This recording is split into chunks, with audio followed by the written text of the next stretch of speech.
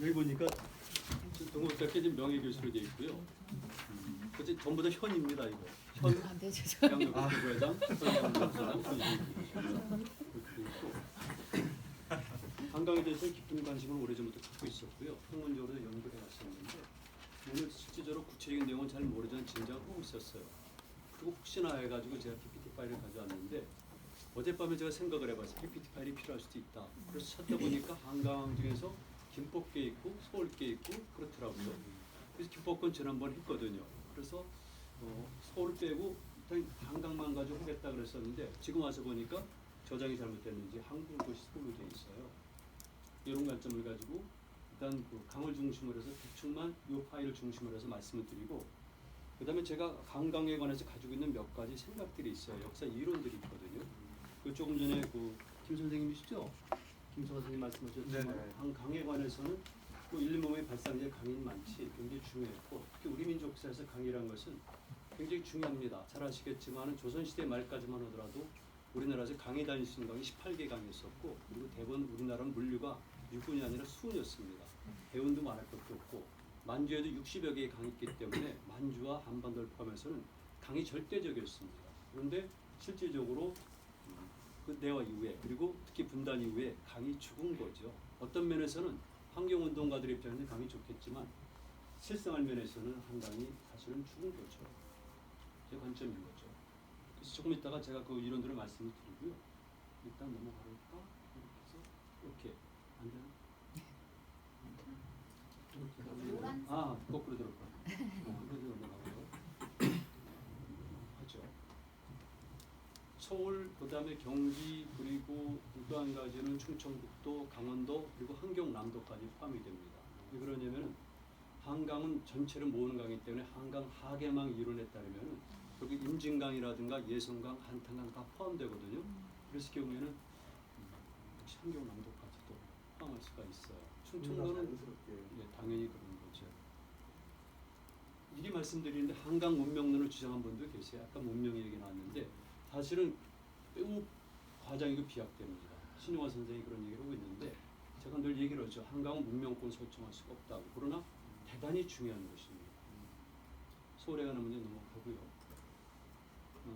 동아지중해 모델과 강인데 제가 또 여기서 말씀드리고 싶은 것은 강 그랬을 경우 강만 해서는 안 된다는 거예요. 강과 바다가 반드시 이어지는 것이고요.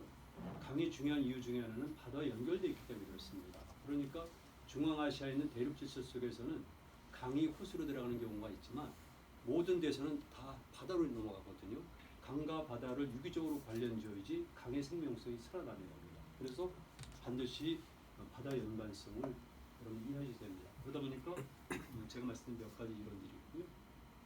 이건 뭐 많이 알려졌지만 이게 동아시아를 바라보는 모대인데 지중해 모대예요. 동아시아 지중해로 봤을 때 동아시아 지중해 모대 그랬을 때 바다랑 연결되는 강의 존재들이 매우 중요한 거죠. 그래서 이런 이론 속에서 보면은 물론 나머지도 그렇지만 특히 우리 민족이 해양 활동이 매우 활발했다. 그다음에 당연히 거기에는 강이 있었다는 걸 알 수가 있어요. 뭐 강도, 지정학적 관점, 지경학적 관점, 지문화적 관점. 예술하시는 분은 주로 문화적 관점에서 얘기하고 일반적으로는 경제적 관점에서 얘기를 하거든요. 정책 관점에서 매우 중요하다 보니까 여러분들이 아시는 것처럼 현재 한강을 중심으로 한 지역은 흔히 말하는 고조선이죠. 원조선, 고조선, 그다음에 고구려, 백제, 신라, 고려, 조선 여기에 핵심이었습니다. 심지어는 고구려도 한강이 매우 중요했거든요. 그래서 현재 양주 이쪽, 이 지역 또는 현재 재령 지역을 남평양으로 부를 정도로 굉장히 중요했던 겁니다. 뭐 고려라든가 그다음에 조선은 말할 것도 없는 거죠. 그리고 모든 도시들은 강에서 생성이 되는 건데요. 당연히 그런 과정 속에서 예를 들게 되면 창고부터 시작해서 부두, 전라, 도시 그리고 여기서 당연한 것이겠지만은 모든 산업과 함께 그리고 예술도 발달이 됩니다. 뭐 정선의 그림을 떠나가지고 흔히 하는 것처럼 송파, 산대놀이 등등 이런 것들은 예를 들면은 바로 강이 가지고 있는 경제 물리 기능 거기서 발생되는 그리고 문화, 예술과 연관성이 됩니다. 동시에 접근해 들어갈 수가 있는 것이고 제가 타 분야 전공자들에게 늘 하고 싶은 이야기는 동시대적 관점 또는 현대적 관점에서 역사 문화를 해석하는데 그거는 잘못된 거죠. 그 이전에 이미 수백 년, 수천 년의 역사가 있기 때문에 같이 동시에 봐야지 말 그대로 한강이라든가 대상체단 본질을 확실히 깨달을 수 있어요. 그래서 얼마 있다도 또 아마 자문회의가 다른 데서 있어서 할 것 같은데 제가 할 수 있는 일은 바로 역사적 관점에서 사물을 보는 시각이 중요하다. 이걸 얘기하는 거죠. 굉장히 중요합니다.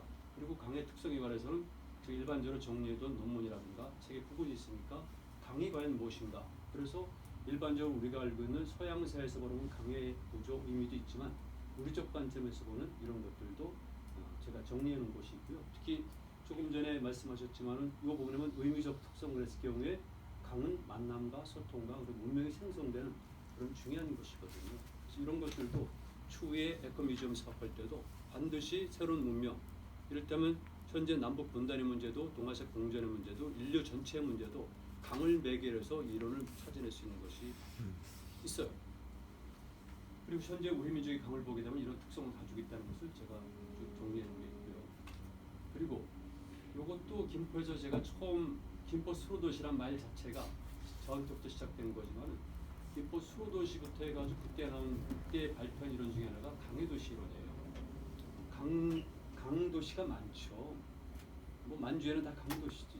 그리고 이제 바닷가 도시도 있는데 서울 같은 경우는 강과 바다가 만나는 접점이 있어요. 근데 이런 도시가 가장 완벽한 겁니다. 바닷가에 있으면은 배를 진출하기 좋지만 저고립대의 공격에 속수무책이거든요. 강도시는 너무나 멀어요. 그래서 바다에서 안쪽으로 들어온 지점, 즉 밀물과 썰물의 역량을 받을락 말락한 지점에 설정되는 것이 교통물리상이라든가 방어상이라든가 등등으로 가장 좋은데 그런 것 중에 하나가 경기도 김포였었고 그 외에 많은 도시들이 우리나라의 강해도시적 성격을 띠고 있어요. 각각의 논문들이 다 있습니다. 그래서 이런 것을 하게 되면은 여러 가지 면에서 유리하지 않을까. 이건 만주 문제예요. 왜 말씀드리냐면은 한국 사람들이 강의 중요성을 모르는 거예요. 지금 현재까지.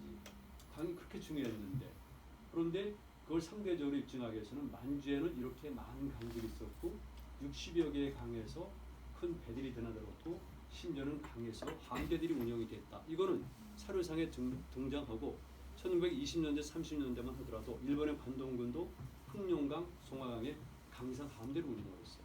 전투를 해서. 지금도 물론 마찬가지지만 그래서 우리가 생각하는 강은 그런 게 아니죠.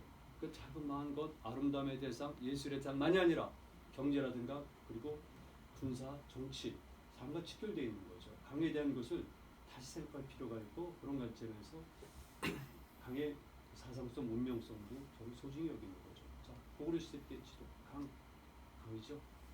이렇게 되어 있어요. 모든 도시들은 이렇다. 본 겁니다. 모든 도시들이 이렇게 강과 연결되어 있는데 조금 전에 말씀드렸던 것처럼 바닷가에 있는 것이 아니라 바다에서부터 안쪽으로 들어가는 이런 거였어요. 그래서 경우에 서울이 왜 도시인가 할 수가 있는 거예요. 그러니까 인천보다는 서울이 좋은 거고 비류백제 그랬을 때 비류가 언제 패배할 수밖에 없는 이유는 이런 거죠. 이런 것들을 전부 다 활용을 하세요. 항도시, 강해도시, 해양도시. 강은 이런 기능을 가지고 있어요. 물리 여부, 정보 여부, 문화 인터체인지, 그리고 정책 호화 역할. 그리고 요즘에는 여기 연구가 많이 되고 특히 경기도에서 연구를 많이 했는데 기본적으로 90년대 중반에 제일 먼저 시작해서 여러 가지 책들이 내고 그랬었는데 이 강에는 반드시 방어 체제가 있어요. 최근에 이걸 활용하고 있는 것이 파주군 특히 연천군이에요. 그래서 연천군에서는 강에 있는 강변 방어 체제들을 다시 개발해가지고 관광지로 활용을 하고 있어요. 대표적인 것이 호로고르성, 그 옆에는 고랑포, 그리고 이제 김포는 모르죠. 될지 안 될지. 그리고 파주의 덕진군, 덕진한군. 근데 이 한강변에는 지금 우리 수도권의 한강변에도 많은 성들이 있었던 거예요. 강변 방어 체제라고 해서 다 있는데 그걸 모를 뿐이지. 그래서 이런 것들이 다 조사가 이미 됐고 경기도 일대도 물론 마찬가지로 다 돼 있고 이미 제가 마지막에 말씀드리겠지만 학문적으로는 조사가 다 된 것 같아요. 그동안에 많은 단체들을 샜기 때문에 강변 방어 체제, 그다음에 포구, 물길, 산업, 민속 이런 게 다 돼 있기 때문에 얼마나 이걸 효율적으로 활용하느냐에 달려 있고 어떤 원칙과 어떤 사상성을 가지고 접근하느냐가 중요해요.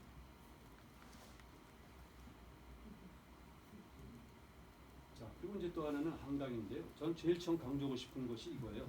한강의 위상을 좀 강조하고 싶어요. 한강이 도대체 무엇인가? 그래서 경우에 제가 첫 번째는 것은 뭐냐면 한강이란 말의 어원이죠. 왜 한강이라는 어원이 생겼을까? 그래서 그 전체를 가지고 하면 되는데 다행스럽게도 한강의 그 한이라는 것은 특히 우리 그다음에 동아시아 그리고 알타이어족 중에서는 가장 중요한 핵심 단어이거든요. 한이란 것이 우리 한국이란 것도 똑같이 여기서 나온 거지만 알타의 모든 즉 유라시아 전 지역에서 가장 중요한 단어 중에 하나가 한인데 그것이 바로 우리 한강과 직결되어 있다는 것이고 이런 것들은 얼마든지 증명이 가능한 거죠. 자, 그래서 삼국사기라든가 할 때는 한강 이런 용어가 나오지만 각각의 이렇게 한강의 명칭이 불려지고 있는데 기본적으로 한강 또는 백제 한수 이때 한이라는 것은 현재 우리가 말하는 한국의 한 크다, 하나다, 넓다, 질다, 넓다 등등 즉 임금이라든가 그 다음에 큰 나라를 뜻하는 이런 용어죠. 그래서 왜 우리가 이 한강이라는 용어를 썼을까가 앞으로 한강의 위상을 결정짓는 핵심 단어고 한강. 한강의 범주를 보니까 이런 거죠. 여기 보시는 것처럼 그리고 뭐 지금은 이제 다 일반적인 얘기죠. 이런 것들이 이게 바로 한강. 한국 뭐 역사적 사건은 이로 말할 수가 없어요. 모든 건 다 여기서 일어났으니까 한강에서 모든 것은 다 한강에서 일어난 거죠. 우리나라에서 여러분들 알고 있는 유명한 전투 이런 거 전부 다 아니야. 모든 게 다 한강. 그만큼 한강은 중요하다 보니까 역사, 사연도 많고 유적 유물이 엄청나게 많은 거죠. 그거를 그동안 잘 이해 못했는데 이제는 많이 조사가 됐고 발굴이 돼서 얼마든지 일반인들에게 인식시킬 수가 있어요. 우리 역사에서 가장 중요한 강, 세계 강을 뽑는데 요하, 송하강, 한강, 특히 한반도에서는 한강이기 때문에 압록강보다 더 중요한 한강이기 때문에 한강 주변에는 어마어마하게 많은 문화유산이 있다는 것 아시면 돼요. 그리고 고랑포에 가봤더니 이런 것들을 좀 부각을 했더라고요. 어업 문제. 이거 굉장히 중요해요. 사료 얼마든지 입증되지만 그래서 경제적 가치로서 이런 것도 있고 어업의 문제도 있고 그 다음에 이제 교통로 세계는 물리망이죠. 이런 것들 보시죠. 이렇게 전부 다. 한강에 있는 이 창들 보세요. 그 외에도 무지하게 많죠. 정치적인 것 이건 이제 중요한 거죠. 왜냐하면 현재도 연관되지만 강해지는 의미 중에 하나가 이거예요. 이를테면은 큰 강이 있으면 작은 강이 있고 지천이 있거든요. 그러니까 네트워크 개념이에요. 망체제이기 때문에 인체와 똑같이 보통 일반적으로 요즘은 우리나라 환경운동가들도 실개천을 주목을 하는데 큰 강과 실개천이 연결되어 있거든요. 그리고 육지와 육지를 연결시켜주는 것. 그리고 또 한 가지는 전혀 별개 지역에 있었던 전혀 다른 육지와 육지를 연결시켜주는 것도 강이에요. 그러니까 강의 의미를 부각시킨다면 정치로도 중요하지만 상당히 의미가 있는 거죠. 해양과의 문제. 이건 대부분 주목들을 잘 안 해요. 강은 반드시 해양과 연결되어 있다는 거예요. 현재 이 지역이 중요한 이유는 한강이 또 중요한 이유는 남한강과 북한강을 통해 가지고 한반도의 중부의 전체입니다. 그러니까 한반도의 3분의 1 정도를 전부 다 한강 수계권으로 보면 돼요. 그리고 그게 더 중요한 이유는 바다로 나가고 바다로 나갔기 때문에 동아시아 모든 항로랑 연결되어 있고 국제적이 될 수가 있다는 것이죠. 그래서 한강 하구를 장악하면은 한반도의 주인이 될 수가 있는 거죠. 한반도라고 존재하고 한반도만의 주인이 될 수 있어요. 보시는 것처럼 많이 인용되는 지점이죠. 자, 역사입니다. 이건 뭐 서울에 꺼내가는 거지만 석촌동으로 왜 많죠.